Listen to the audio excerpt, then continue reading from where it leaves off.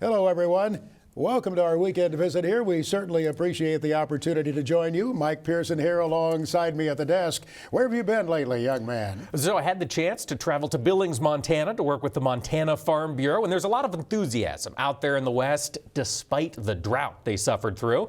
Then I'll get the chance to go to the Iowa Farm Bureau annual meeting here in a few weeks. Max, it's that time of year. This fellow's been going to Farm Bureau meetings, as you can imagine. Zippy Duvall, president of the American Farm Bureau Federation, joined me this week to talk a bit about their concern with the Environmental Protection Agency and the way it is interpreting the farmer usage of major crop protection chemicals. It means there could be far more species listed as endangered because of the use of these chemicals. Again, Zippy Duvall, as he shared with me his reaction, joining with the American Soybean Association in their response to what the EPA is doing. Yeah, we're very concerned about how they're using sound science and overestimating the amount of crop protection tools that we use and making it very difficult to find a way to allow us to continue to use those tools. And some of these tools are so valuable to us, and we've been using them for years. And we want them to use the sound science and the correct amount that we're using, not the overestimation numbers that they're using. All too often in the past, it seems the remedy has to be in the court of law. Do you think that'll be the case? And will farmers be prepared to go to court if necessary?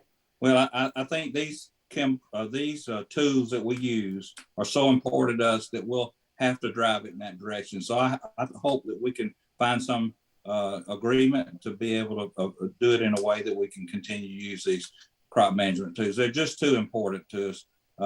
They are the tools that we use to do climate smart farming. And without those, it's very difficult to do. I didn't see any economic assessment of what this could mean. Has anything been done in that regard yet? Have the numbers been churned to say just what effect this could have on farmers and ranchers? Yeah, I'm sure our economics team is gearing up to do that, but I have not seen those numbers yet. Just shifting gears a little bit, we know that there's infrastructure improvement coming out there for the highways, the waterways, the railways, the internet. Will we start to see some improvement in rural areas of the country rather soon? We are very hopeful for that, and we're very appreciative of the men and women in Congress that bipartisan support of an infrastructure bill that is desperately needed. Our farmers take pride in feeding the world, but if we can't get the tools that we need, whether it be fertilizer, whether it be protection tools, to our farm and grow the crop and be able to move that crop to the market, if we can't do that, we can't continue our work feeding America. So a lot of our infrastructure it's not broken, but it's crumbling. And really and truly, I've heard secretaries before say that the only thing that separates us from the rest of the world in food production is our infrastructure. People can buy it from us. It's reliable. It gets there on time, and it's good quality. And that infrastructure plays a major role. And broadband is another tool that we need across America so that we can continue to do climate smart practices. For the pessimists among us who fear that all of this could get diverted in some way or slowed down or not be as quickly implemented as we would like to see, what do you say about that? Will you keep an eye on the implementation? I promise you, we're watching the implementation of this and many other ideas that's coming forward from Congress and this administration to make sure that what we do is helpful to the future of agriculture. Thanksgiving is just ahead, and for some of us, we need more than a day to celebrate. I call it my season of celebration. What about farmers and ranchers, though? Zippy, as you speak on behalf of them this Thanksgiving season, what do they have to be thankful for? Well, we're just so thankful to have the privilege to serve in our country by providing food and fiber for our families in here in America and a lot of families across the world. And the privilege of taking care of the soil and water and the animals that God has given us, the pleasure and the honor of taking care of them.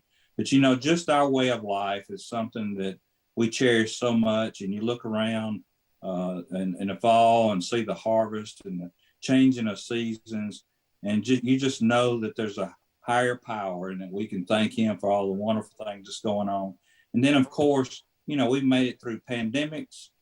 We've made it through all kind of weather events, and we're still farming, and we're very thankful for that.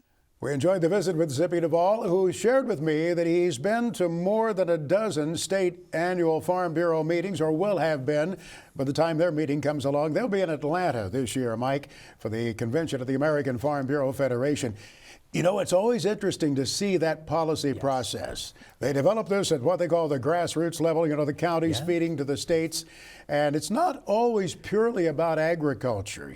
Sometimes just the way our country operates gets into the policy of Farm Bureau. Who knows? There might be something about vaccine mandates this time around, simply because it's been a subject of so much discussion. That's true. We'll have to watch.